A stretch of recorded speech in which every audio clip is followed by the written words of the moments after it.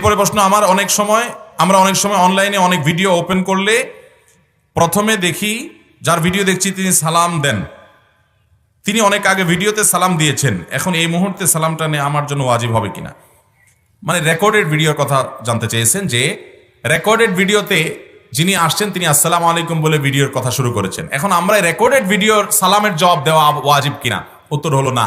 Recorded video, recorded সালামের জবাব দেওয়াটা ওয়াজিব নয়। লাইভ সালাম যদি হয়, সরাসরি আপনাকে সালাম দিয়েছে, এটার জবাব দেওয়া ওয়াজিব। আর যদি অনলাইনে কেউ লাইভে এসে সালাম দেয়, তো সেখানে শত শত ভিউয়ার আছে, তাদের থেকে কেউ না কেউ জবাব দিলেও সবার পক্ষ থেকে আদায় হয়ে যাবে।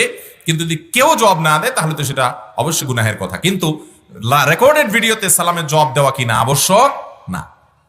কথা কি বুঝতে পারছেন? অনেক আগে ভিডিও রেকর্ড করছে, তখন সালাম দিয়ে উনি অনলাইনে ছেড়ে দিয়েছে, এখন যতজন প্লে করতেছে প্রত্যেকবার সালাম শুনতেছে, এই প্রত্যেকবার সালামের জবাব দেওয়াটা কিনা আবশ্যক না।